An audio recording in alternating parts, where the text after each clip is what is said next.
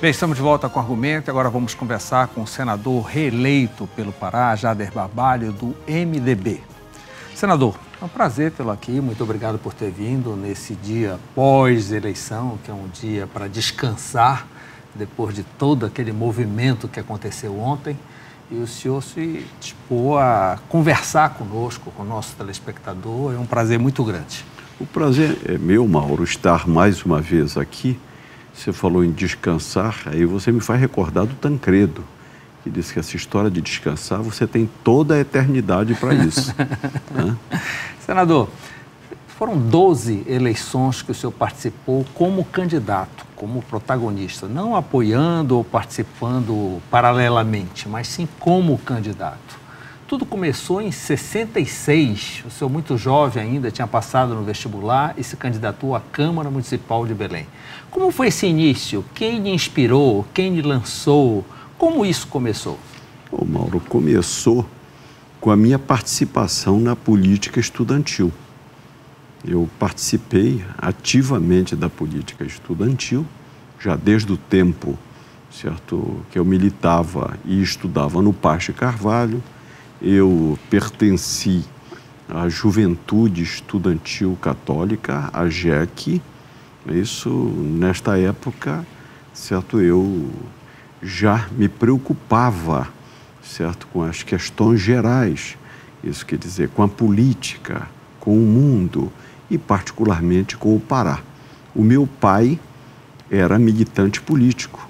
Meu pai foi deputado, a quem eu me refiro com grande orgulho e que você teve a oportunidade de conhecer, certo? Laércio Barbalho. Isso, mas eu não ingressei para participar por inspiração dele nem recomendação dele.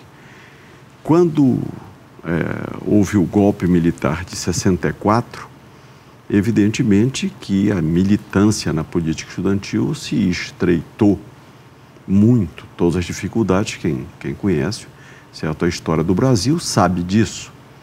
E eu, então, verifiquei que era a oportunidade de continuar participando da política, não mais da política estudantil. E eu fui um dos fundadores do nosso MDB, que depois foi PMDB e voltou agora a ser MDB em 1966. Eu sou fundador. E, aliás, foi o único partido que eu militei em toda a minha carreira política. Então, nesta oportunidade, certo, eu fui instado a ser candidato a vereador. Muito novo, né? 18 anos. E o meu pai ficou surpreso e perguntando para mim, certo, que história era esta, porque eu não consultei ele. Foi igualzinho que ocorreu com o Helder em relação a mim. Muita gente pensando que o Helder ingressou na militância política, certo, por recomendação minha, não. Ele apenas me comunicou que era candidato a vereador, certo, e eu fiquei surpreso, porque pensei que era Belém, e ele disse que era Ananindeua. Havia ocorrido a mesma coisa com o meu pai, certo, quando ele perguntou para mim que história era essa, eu digo, não, eu vou concorrer, isso, a vereador. E concorri. Em 1966, me recordo bem, eram 15 vagas na Câmara, o MDB elegeu só 4 vereadores. E eu tive o privilégio de ser um deles. O outro foi essa grande figura política e de amizade que é o Fernando Velasco. Isso. E o outro foi o Hermínio Calvinho e o outro companheiro era conhecido, certo? Militava aí no bairro de Canudos, Terra Firme, certo? Era o João Caroço. Éramos nós 4. Então, eu comecei na Câmara Municipal, onde eu tive o privilégio... O senhor cumpriu o mandato todo? Cumpri todo o mandato. Quer dizer, de 67, quando tomei posse, até a eleição de 70. Não havia aquelas descoincidências para ficar pulando para ser logo candidato a deputado? O senhor cumpriu todo o mandato? Não, porque àquela altura, diferentemente de hoje, não havia eleição de 2 em 2 anos. Atualmente é de 2 em 2. Quer dizer, agora nós acabamos de ter uma eleição geral, isso. E há 2 anos atrás nós tivemos uma eleição municipal. Não havia, quer dizer, a eleição, certo, era geral e abrangendo, portanto, a eleição municipal. Eu fui eleito em 66 vereador, aqui em Belém. Em 70 eu fui candidato a deputado estadual. Em 74 eu fui candidato a deputado federal. E em 78 eu repeti. E repeti por um dado, ô Mauro. Isso, Deus é que sabe das coisas, eu sou crente em Deus, certo? Eu não tinha, àquela altura, idade para concorrer ao Senado Federal. Não tinha os 35 anos? Os 35 anos, eu tinha 33. Isso, aí eu tive que repetir. Repetir, ser candidato novamente à Câmara dos Deputados. Quer dizer, eu fui 2 vezes seguido naquela oportunidade. Quer dizer, eu fui na eleição de 74 e na eleição de 78. A seguinte já foi de governador. Essa foi a primeira eleição direta no país. Você concorreu contra o Osiel Carneiro, né? Já eram 2 turnos? Não, era um turno só. Isso, concorri com o Osiel, que era uma figura a quem eu faço referência com o maior respeito, que era um homem, certo, preparado, e eu ganhei a eleição. Isso. E cumpri o mandato, isso, integralmente de governador. Porque não tinha reeleição. Não havia. O senhor não quis sair também para ser candidato a senador? O senhor cumpriu todo? Cumpri todo, até porque isso, no final do meu governo, certo, eu tinha a possibilidade de inaugurar obras da maior importância, como a estação de tratamento de água de Belém, certo, que existe até hoje, as linhas de distribuição, essa obra fantástica, o que existe até hoje, certo, em abastecimento de água em Belém, fundamentalmente, certo, foi exatamente obra do meu governo. Eu precisava expandir a rede de energia elétrica oriunda de Tucuruí, porque só havia energia de Tucuruí em Belém e em Barcarena em razão do problema da Albrás. Nesse momento o senhor fez seu sucessor, senador? Fiz. Que foi Hélio Gueiros. Que foi o Hélio Gueiros. E também construí. Eu imaginei àquela altura, já que eu ia ficar até o final do governo, e um governo que tinha uma avaliação ao final de cerca de 90% de aprovação, eu consegui construir uma grande aliança, uma grande coligação. Para você ter ideia, quer dizer, foi o candidato a governador, que foi o Hélio Gueiros, eram 2 vagas para o Senado, como foi agora. Numa vaga eu convidei e apoiei o senador Jarbas Passarinho, a quem nós havíamos derrotado 4 anos antes. Porque junto com o Osiel? Junto com o Osiel, isso, e o Hélio Gueiros se elegeu, e quando eu me elegi governador. Onde tem aquela famosa colocação do senador Jarbas, que o senhor disse para ele ficar tratando da esposa que estava enferma, que o senhor ia cuidar da eleição. Foi nesse momento? Em 86, que aí eu convidei ele e convidei o Almir Gabriel, que havia sido meu secretário de saúde e o prefeito nomeado por mim. Na capital não havia eleição à época. E eu convidei o Almir e convidei o Passarinho.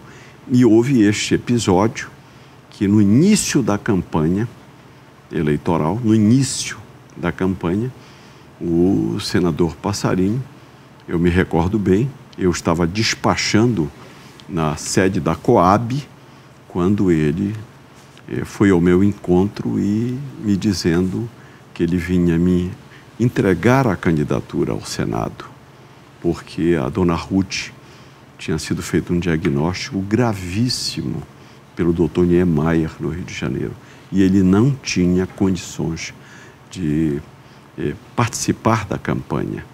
E eu disse a ele, não, senador, o senhor vai cuidar da dona Ruth, que eu cuido da sua campanha.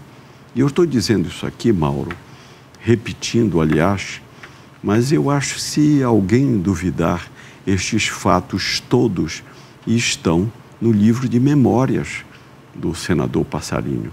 É ele quem descreve com todos os detalhes. E ele voltou só para votar. Isso. e nós elegemos os 2 senadores, ele e o Almir Gabriel. Que é algo muito raro, como foi desta vez, sim, né? Que nós vamos chegar lá no momento certo. Então, os 2 senadores da mesma chapa foram eleitos. Foram eleitos e tivemos uma vitória espetacular para o parlamento. Isso, para você ter ideia, a nossa coligação, liderada por mim, como governador do estado, dos 17 deputados federais, nós elegemos 15. Só 2 deputados federais não integravam 2 candidatos. Senador, pós-governo, o senhor ficou sem mandato, foi o período em que o senhor subiu para o ministério? Exatamente, eu fiquei sem mandato e fui convidado para ser o ministro do Desenvolvimento Agrário, isto é, o ministro da Reforma Agrária. Eu recebi um primeiro convite que eu recusei. Presidente José Sarney. Mas o primeiro convite que eu recebi foi do presidente do meu partido, foi do Dr. Ulisses Guimarães. Eu me recordo bem, certo? Eu estava àquela altura hospedado no Equatorial Hotel, certo? O nosso apartamento, meu e da Alcione, estava em reforma, nisso, e quando, na hora do almoço, o doutor Ulisses falou comigo, e me convidando. E eu disse, não, doutor Ulisses, ainda fiz uma brincadeira. Eu disse para ele, doutor Ulisses, eu vou repetir um trecho da música do Chico Buarque de Holanda. Afaste de mim este cálice, certo? O Pará, certo, é a área de maior conflito fundiário no Brasil. Isso. E eu sou proprietário rural e eu gostaria de lhe agradecer, mas não aceitar esse convite. Posteriormente, houve então um chamado, certo, a Brasília, já por parte do Sarney, e o Sarney então insistiu, e eu acabei, certo, me convencendo em aceitar. O senhor passou quanto tempo na reforma agrária? Porque depois o senhor assumiu a Previdência Social. Eu fiquei na reforma agrária, eu creio que cerca de 1 ano, isso. E quero dizer a você, certo, que me honro muito. Em primeiro lugar, porque se fizer um levantamento, eu consegui, com sucesso, com sorte, certo, administrar o Ministério. E, inclusive, resolver 2 problemas gravíssimos, que eram os 2 maiores conflitos. O conflito da Cidapar, na Pará-Maranhão, onde hoje é o município de Cachoeira do Piriá, e outro grande conflito, que era do Polígono dos Castanhais, no sul do Pará, naquela área de Marabá, certo, de Eldorado. Isso, eu resolvi a contento isso tudo. Depois, certo, o Sarney insistiu e eu saí do ministério para o ministério também, que era um desafio fantástico, que era o Ministério da Previdência e Assistência Social. Para você ter ideia do tamanho do ministério... Incluía o INSS, o INAMPS... todas as autarquias, o INSS, o INAMPS, o IAPAS, e a maior fundação de assistência social existente no Brasil, que era a LBA. Se você tem ideia do tamanho do ministério, ô Mauro, a metade do orçamento da União era situado no Ministério de Previdência e Assistência Social. Para você ter ideia, nós éramos apenas 50% do orçamento da União. Senador, o senhor estava em Brasília nesse momento, houve uma distensão, houve um conflito entre o senhor e o então governador Hélio Gueiros, que o senhor havia elegido. Qual é a sua versão? Qual é o mote dessa separação? Olha, eu confesso que, certo, eu tenho dificuldade até hoje. São essas coisas, certo, do poder da vida pública. Isso porque eu me recordo bem que cheguei a ter um entendimento com o Hélio, isso no final do governo Sarney, na véspera do Círio, onde nós acertamos tudo. Eu perguntei a ele se ele ia ser candidato ao Senado, ele disse não, eu pretendo ficar até o final, certo, do meu mandato. Aí eu disse para ele, então, eu vou ser candidato a senador. Você viu como é que é a vida pública e as circunstâncias. Eu vou ser o candidato a senador e você coordena a sua sucessão. A sua sucessão é você que coordena. Me recordo que saí do encontro, certo? Era a véspera do Sírio, e eu cheguei em casa, a Elcione perguntou para mim, que tal, como foi a conversa? Eu digo, excelente, ficou tudo acertado. Eu vou ser o candidato a senador e o Hélio escolhe isso, o candidato da sua sucessão. Mas, depois que encerrou o governo Sarney, que assumiu o Collor, aí as coisas começaram a complicar. Começaram a haver, certo, manifestações, certo, comentários, e que acabaram levando, certo, a uma dificuldade de relacionamento. Quando eu fui comunicado que eu não havia espaço para mim, nem na candidatura ao Senado. Se eu quisesse, eu concorria a deputado federal.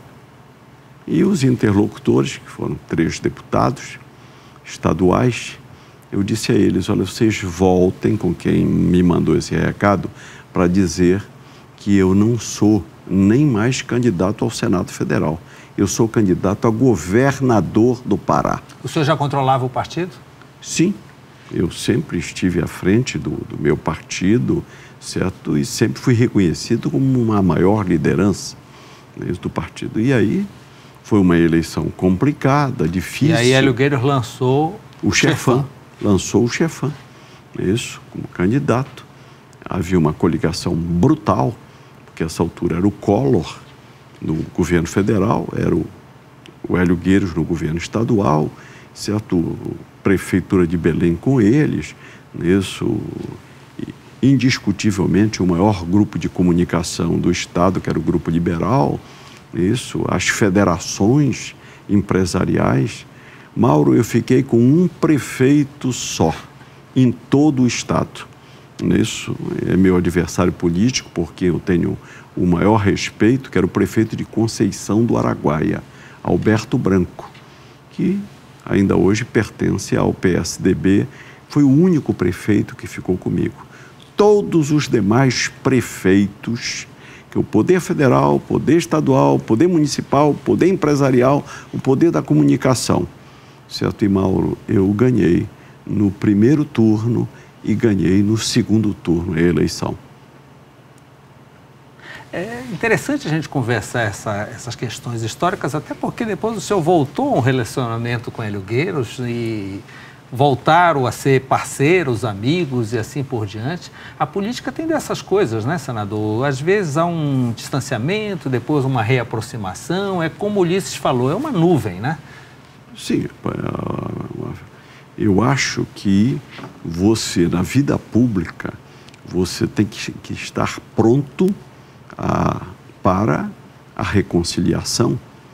Isso, evidentemente, que há toda uma política de conflito, certo? De contraditório. Sim, o poder leva a isso. O poder leva a isso, mas você nunca deve descartar a possibilidade da reaproximação. Nunca fechar todas as portas. Não, quer dizer, quando foi mais adiante, isso, houve todo um trabalho de reaproximação, até porque o Hélio Gueiros, eu conheci o Hélio Gueiros quando eu devia ter uns 10, 12 anos. Ele era parceiro do seu pai. 12 anos de idade. Isso, ele era amigo pessoal do meu pai, ele era de outra geração, não é isso? Então... Se fosse nos dias de hoje, o senhor chamaria de tio. Quem sabe, não é isso? Mas depois, isso, nós participamos juntos. Houve o afastamento, depois houve a aproximação. Isso é o que eu não lamento, certo? Eu entendo, certo? E me perdoem o alto, certo, elogio, eu me entendo como um homem capaz de dialogar. Sou capaz de, com o maior entusiasmo, participar das lutas que eu encampo. Ninguém tenha dúvida disso. Senador, o senhor governou nesse segundo mandato 3 anos e 3 meses, se desincompatibilizou e saiu candidato ao Senado Federal e obteve êxito. Sim, porque eu já havia perdido a oportunidade em 86 de ser candidato ao Senado, quando eu fiquei até o final do mandato, para ajudar a eleger o Hélio Gueiros e eleger os 2 senadores, e, enfim. Isso fui eu que presidi, liderei aquela grande vitória. Isso.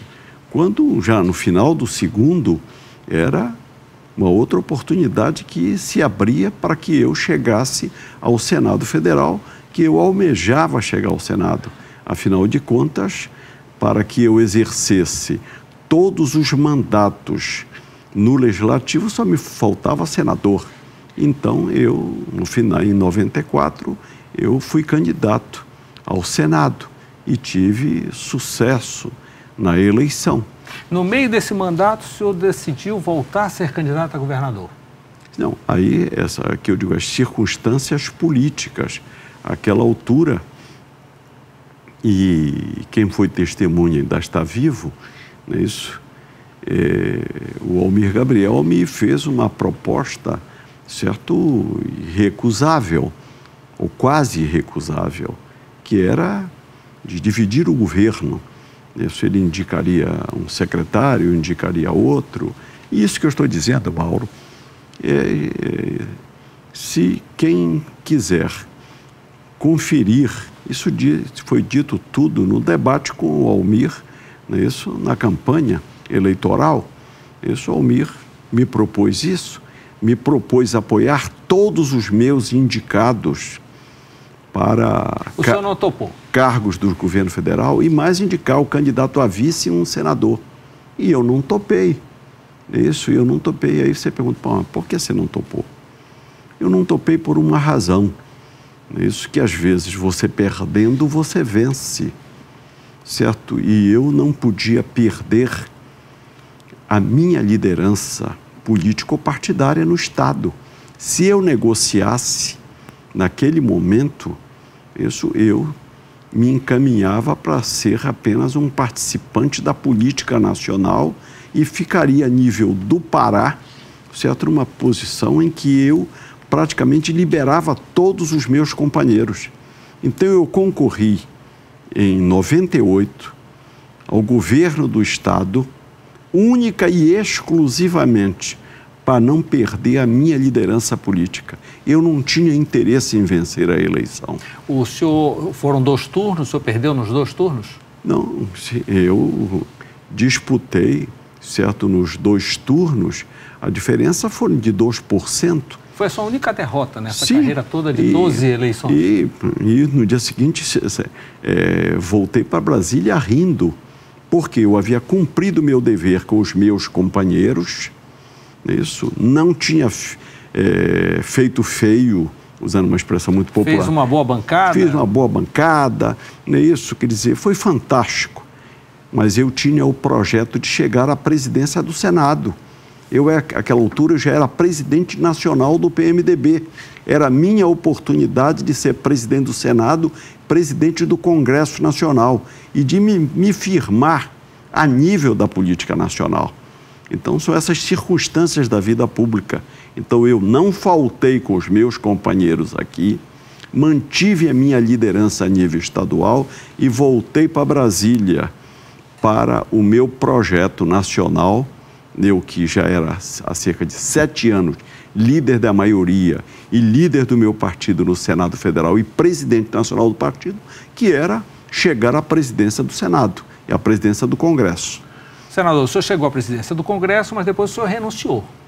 É a capacidade de resiliência política. Como é que funciona nesse momento? Sim, àquela altura, eu me envolvi num episódio, eu tive que enfrentar o homem mais poderoso da política brasileira.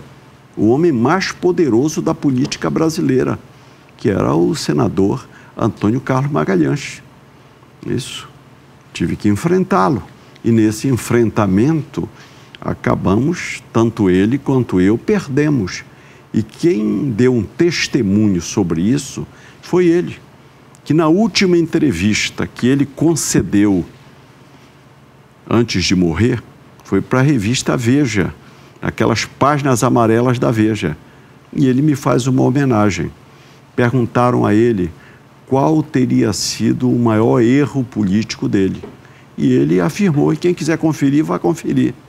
Foi ter brigado com o Jader Barbalho. Tanto ele como eu perdemos. Isso, então, são as circunstâncias.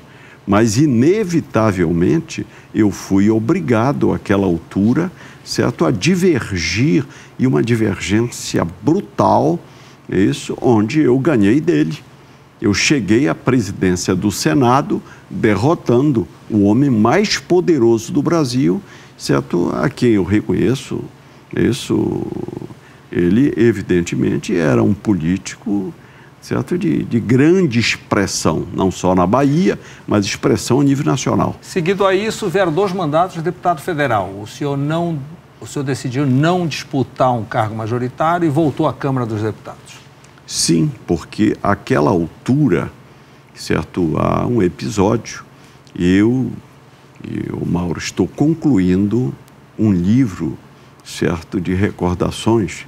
Muito esperado. Ou um livro de memórias, apesar de que achar que eu estou muito jovem para estar escrevendo o livro de memórias. Tudo lá. Não é isso? E aí eu vou contar isso, o que ocorreu. Àquela altura, houve um oferecimento de uma composição com o PT.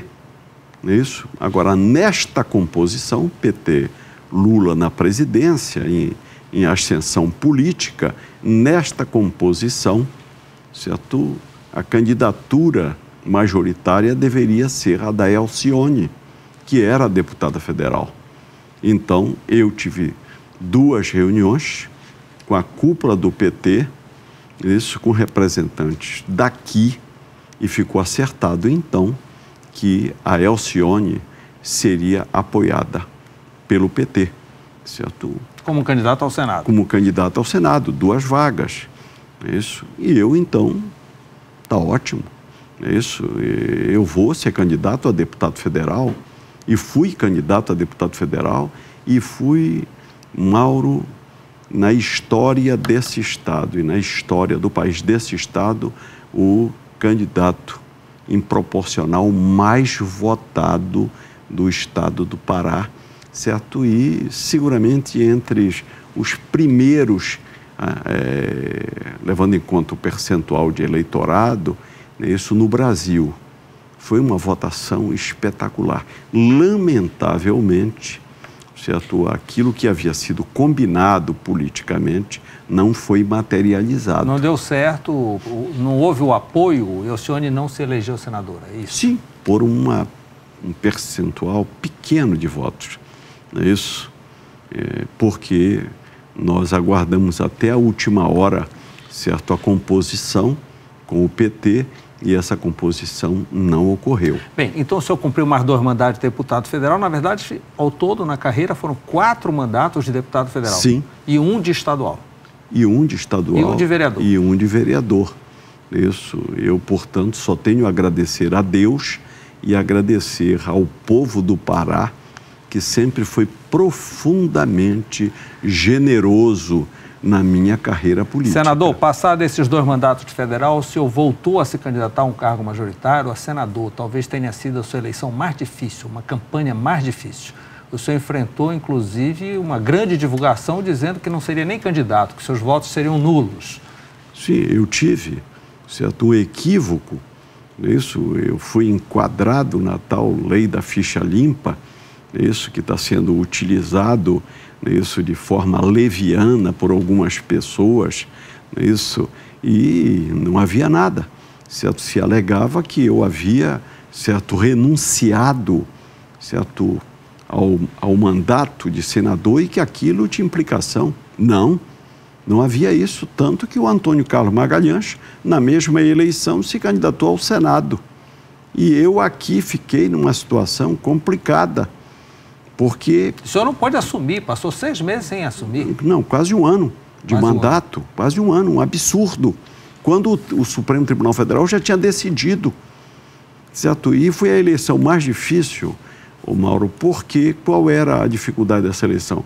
Eu não estava enfrentando os meus adversários, porque os adversários, certo, nesse contraditório eleitoral, fazem acusações, e a população até, certo, releva as acusações, que de modo geral são recíprocas, não é isso? Mas no meu caso, certo, eu era que me livrar da interpretação da justiça eleitoral. Então todo mundo dizia, certo, no dia que eu fui votar nesta eleição, eu cheguei no local de votação e encontrei, certo, muitas mulheres, e elas vieram ao meu encontro e disseram, que pena, doutor Jader, a gente não pôde votar no senhor, não é isso? Porque o seu voto não será nem contado. Então eu só tenho que agradecer ao povo do Pará, porque numa eleição, Mauro, em que os meus votos não seriam nem contados, em que se distribuía material em toda parte, Mauro, eu tive 1.800.000 votos. E eu até brinco que o Roberto Carlos, de quem eu sou fã, diz na música dele que ele queria ter 1 milhão de amigos. E eu, em que pese toda esta dificuldade, eu tive 1.800.000 votos. Senador, aí chegou a eleição de ontem. Nós vamos, no próximo bloco, tratar da eleição de ontem daqui para frente. Mas eu quero deixar no ar, se eu começar o próximo bloco dizendo, depois de 44 anos de mandato, 44 anos de liderança política no Estado, o senhor diria qual foi o seu principal erro político nesta carreira? Eu vou fazer essa pergunta, assim como fizeram com o Antônio Carlos, e gostaria que o senhor respondesse no próximo bloco, ok? Eu volto já.